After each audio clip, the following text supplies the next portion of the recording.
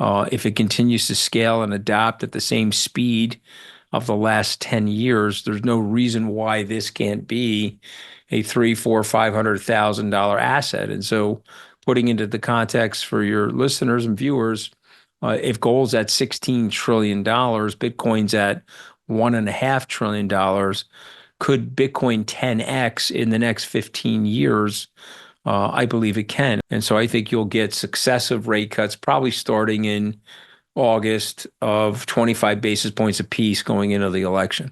I'm pleased to have Anthony Scaramucci join us today. He is a founder and managing partner of Skybridge Capital, host of Open Book with Anthony Scaramucci. It's a podcast. He's a founder and chairman of SALT. It's a platform connecting institutional investors and asset managers from all over the world. Former White House director of communications in 2017, and he's held former senior roles at Goldman Sachs, Lehman Brothers. He's the host of his own show now on Wealthion. Pleasure to have you on, Anthony. Good to see you. Quite an introduction. Thank you, David. So it's always a pleasure to be with you. Well, I don't think you need much of an introduction, but I figured I'd do it anyway. You have some interesting views on cryptocurrencies. You're an expert on Bitcoin. A lot of your fund now is allocated towards crypto. So let's start there. I think you've recently said that Bitcoin is heading towards 170K next year, eventually eclipsing the market cap of gold. So let's start with that. Let's start with why you're bullish. Well, I think listen, I don't want to make it overly simplistic for your viewers and listeners, but I think that you have to start out with the following premise. In the digital world, would human beings accept a store of value in the digital world? And then the secondary argument is if, and the answer would be yes, if it followed all of the typical things that human beings have looked for store of value: scarcity, easy to use, trustworthy, where we can pass it between ourselves and know that the value stays stable. And so for 5,000 years, we used gold. A group of people, I think it was more than just one, Satoshi Nakamoto's computer programming team, invented a coding system, a software, where we could eventually have this decentralized database. And a result of this decentralized database, we could have a link, if you will, to each other, permissionless. And so putting it very simply, I can spend money with you over this network without having to get a third party involved. And so those things are incredibly unique. It's an incredibly unique technology, and it was invented about 15 years ago. And as people started to adopt and understand the technology, it grew. I'm in the process of finishing up a book right now for John Wiley. It's called The Little Book of Bitcoin: What Wall Street Already Knows, But You Need to Know. And Wall Street's figured this out. They filed for these ETFs, and they're selling these ETFs as a potential additional store of value akin to gold. And so, yes, this is a nascent asset. It only has 5% adoption in the United States. If it continues to scale and adapt at the same speed of the last 10 years, there's no reason why this can't be a three, four, $500,000 asset. And so putting into the context for your listeners and viewers, if gold's at $16 trillion, Bitcoin's at $1.5 trillion, could Bitcoin 10x in the next 15 years? I believe it can, and I believe it has the properties, the technical properties, to allow it to do that, and we're already seeing that happen. It's already manifesting in that direction. Before we continue with the interview, I'd like to tell you about today's sponsor, Caleb & Brown. With Bitcoin having reached new all-time highs this year and the overall crypto market having grown tremendously, many crypto investors have been looking for a trustworthy crypto broker to on and off ramp to. Enter Caleb & Brown. Caleb & Brown is customer support obsessed, validated by hundreds of five-star reviews on Google and Trustpilot. If you're time poor and you don't want to risk your capital by navigating several exchanges or signing the wrong contract and losing your coins, then a premium brokerage may be best for you. Caleb & Brown offers a bespoke service to fit your needs. They offer hundreds of coins with thousands of pairs, all while ensuring 24/7 real human support is available. Much like private banking, the service is tailored to your needs, and there are no support tickets, no withdrawal maximums. There is no cost to sign up and speak to the team, so feel free to check them out using my link down below or scan the QR code here. I want to come back to the Bitcoin versus gold comparison. Good point. But just today, I'm speaking to you on the 6th of June. The ECB announced a rate cut. The prior day, the Bank of Canada announced a rate cut. Do you think these rate cuts around the world, Bank of England might be next, the Fed at some point, maybe later this year, do you think these rate cuts will have any impact on, I guess, short or medium term capital flows in and out of Bitcoin? I think so. Yes. I mean, right now, Bitcoin is still tracking like a technology asset. It's tracking NVIDIA. It's tracking what we've typically been calling the Magnificent Seven or the Super Six. These tech stocks like Amazon, Google, NVIDIA, Facebook, Apple, that sort of thing. And so, yes, it's tracking that for right now. It hasn't fully matured. Once it fully matures, it'll start to have correlated properties of gold. But yeah, you cut rates, you're going to expand the breadth of equity leadership in the markets. If a rate cut goes into place, you'll certainly provide some relief in the real estate market, especially here in the United States. And I have maintained that you're going to see at least three rate cuts from the Fed this year. There was about a 2-month period of time where Wall Street is now saying little to no rate cuts, lots of jawboning and moral suasion from the Fed in terms of what their inclinations are. But I don't really think they have a choice. So they'll cut rates. They don't want the economy to overly weaken. They're staring down the barrel of huge interest rate expenses here in the United States for U.S. debt. And inflation numbers are trending down. I would recommend to your people to please go to Trueflation, which is a website that aggregates the data for inflation. It's a decentralized data aggregator, and it's getting this data outside the traditional metrics used by the CPI. We think it's a way more accurate way to get the data. And they're saying that inflation right now, core inflation in the United States, is about 2.2%. The Fed is saying it's about 90 basis points higher than that. And if we're right and true inflation is right, they don't want to be too far behind the curve. And so I think you'll get successive rate cuts, probably starting in August of 25 basis points apiece going into the election. You think, well, in the past, have you noticed any, I guess, I don't want to use the word interference, but persuasion from Congress or the government on the Fed, especially during an election year?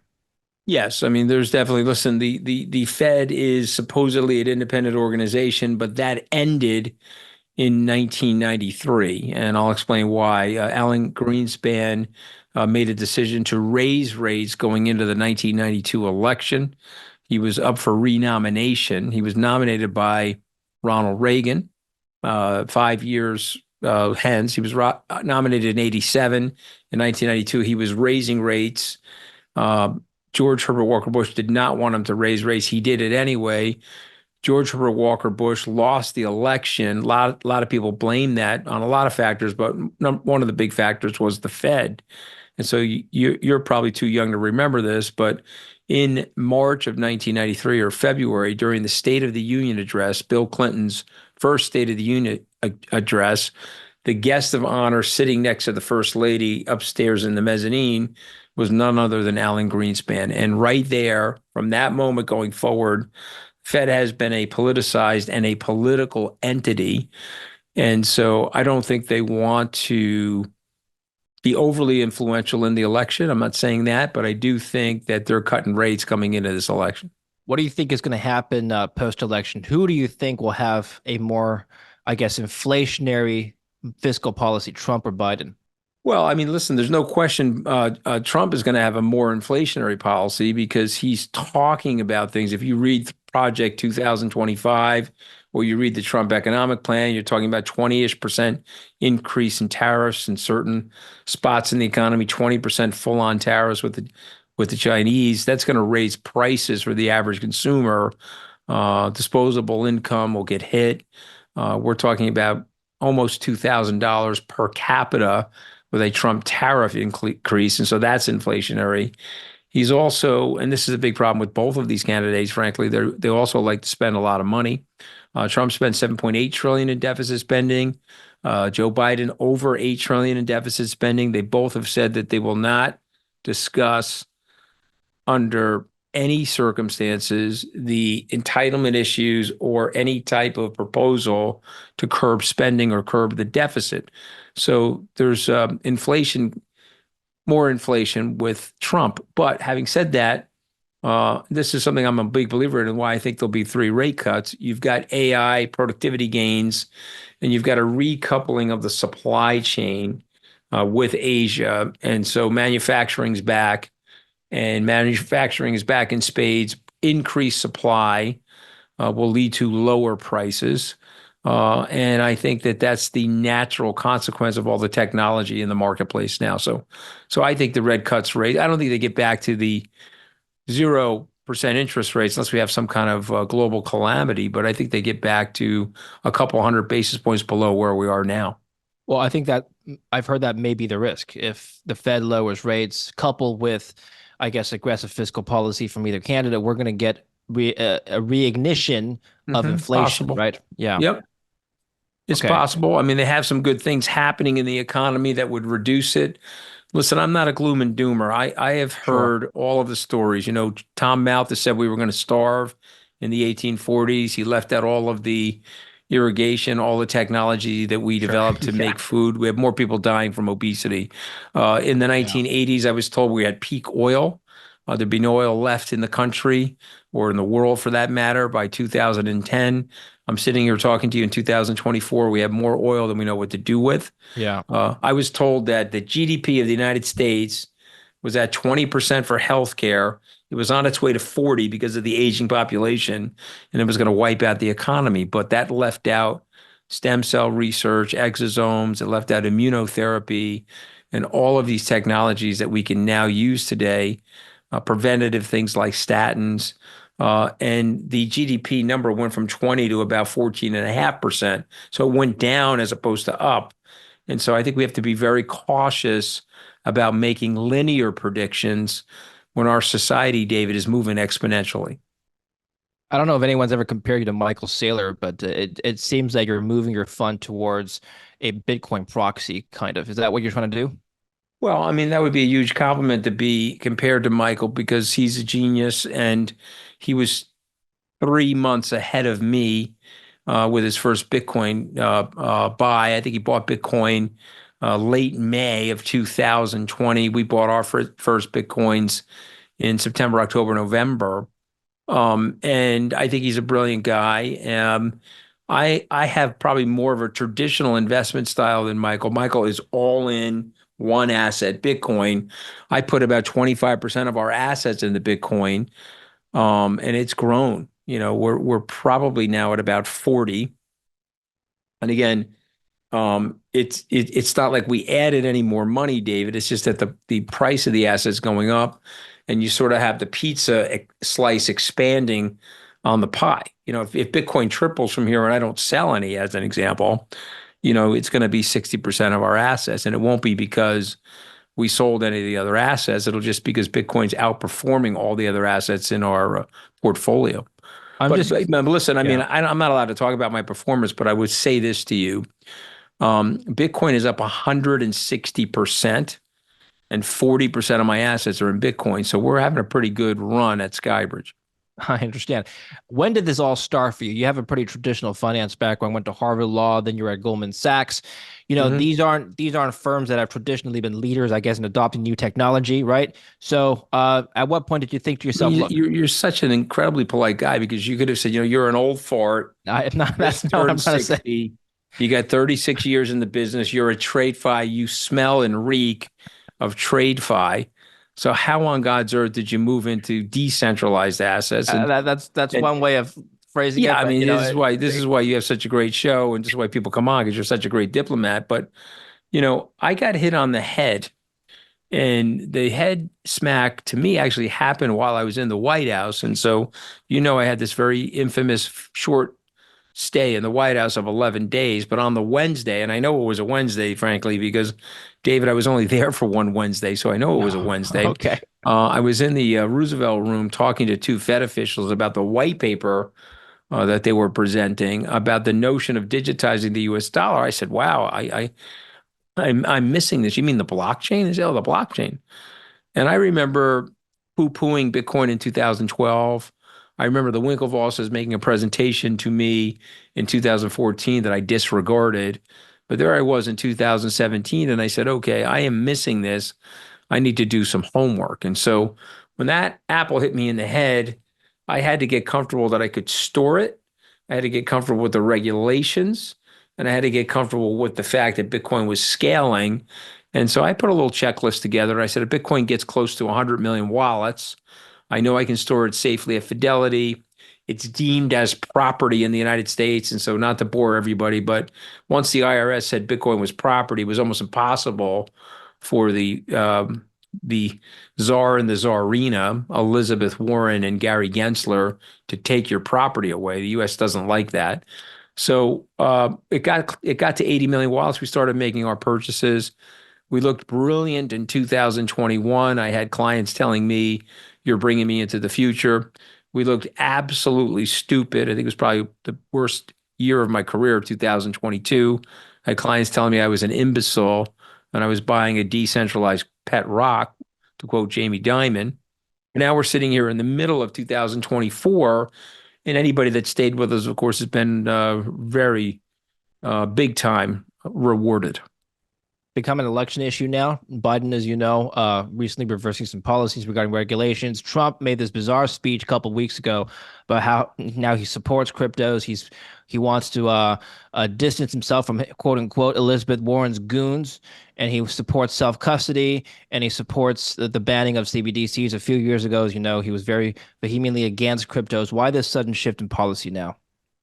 Um, So I think it's just overwhelming. Uber was hated by the government. Government regulators did not want Uber. Mayors in local cities and large cities didn't want Uber, but the people wanted Uber. I think it's impossible. If you go to Google and you look up how many people in the United States own crypto, there's different numbers up there. Some are saying 50 million, some are saying 90 million, but let's just say it's 80 million. 65 million people, David, own dogs in the United States. So if you're there, how can I say this? If you're there, um, and you see it, you don't want to miss it. And so if you've got 80 million people owning it, let's say 1% of them is 800,000 of them, and they're in the following swing states: Wisconsin, Pennsylvania, et cetera. Um, what are you going to do, David? You're going to lose the election. So I think the Biden team, they vetoed this bill last week, but they did get the Ethereum stuff passed despite Elizabeth Warren and Gary Gensler not wanting it. So I think they're going to pivot. They just pivoted on the border. They just signed executive orders to stop the flow of people and traffic at the border. And I think they're going to pivot now on Bitcoin and crypto assets. I don't think Biden, who is a moderate, I don't think he wants to be left out in the dark on this. I mean, you don't want to lose it. I mean, this is a razor thin election, and I don't think Joe Biden wants to lose this election because of the capricious whims of Elizabeth Warren or Gary Gensler. Right. And ultimately, you think Bitcoin is going to surpass gold. What do you think is going to be the catalyst for people to start adopting Bitcoin, see it as a store of value, which is what gold has traditionally been seen as? Well, I think there's room for both. I mean, maybe, listen, I'm not, I don't mince words, as you know. I try to talk to people very straight. I just think there's room for both. I understand why people own gold. I understand the 5,000-year human commitment to gold, but it's just not as user friendly. It's not as transportable as Bitcoin. And, I'll say this to you. Um, how can I mean, it's a little graphic, but I'll share it with you. I was in Saudi Arabia, and one of the sheikhs came over to see me, and they said, "Oh, Anthony, I saw you on TV, and you were saying that Bitcoin is like digital gold." And I said, "Yes, sir." He says, "Oh, well, let me tell you something. It's better than gold." And let me tell you why. He says, right now, I'm in good graces with the crown prince and the king. There's no bone saw in my future.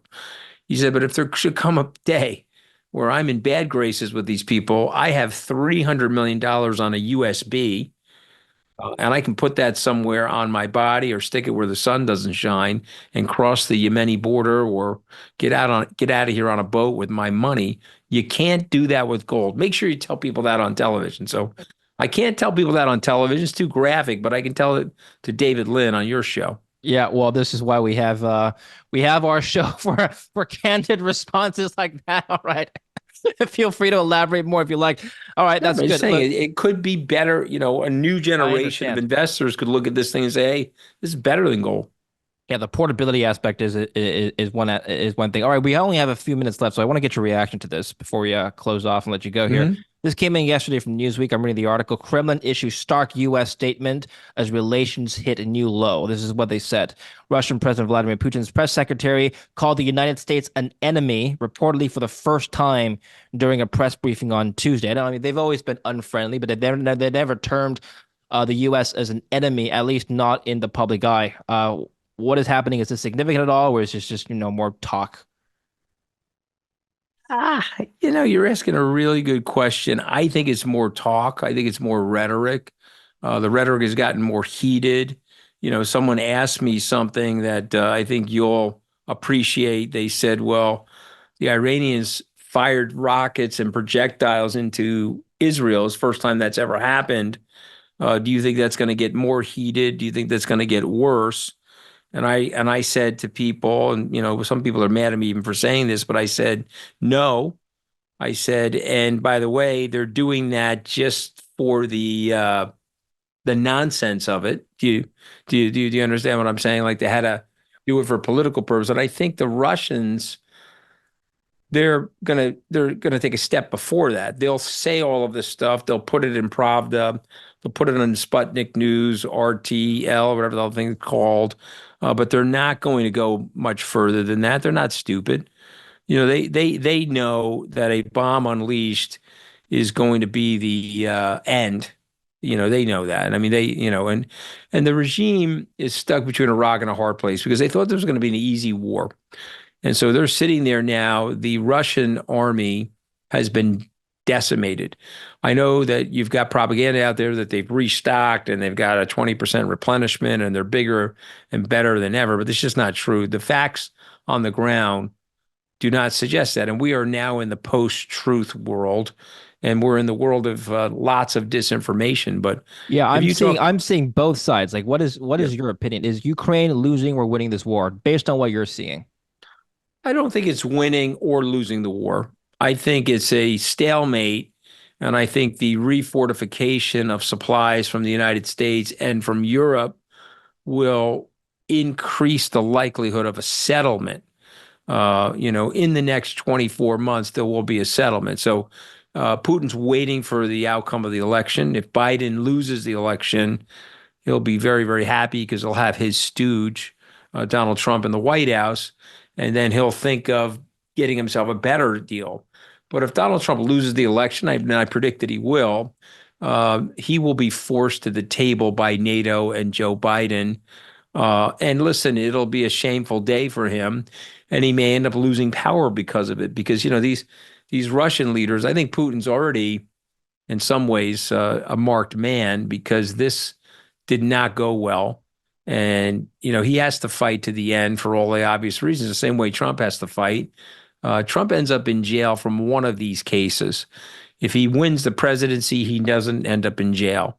Vladimir Putin needs to win this. If he doesn't win it, he ends up out on the street. He's not going to be living anywhere near the Kremlin if he loses this. So those are my opinions. And the late great Ash Carter, I don't know if you remember him. He's a personal friend of mine. He's former Secretary of Defense.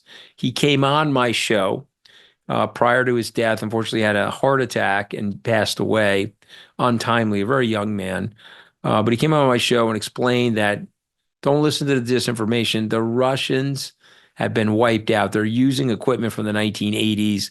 They can't resupply fast enough.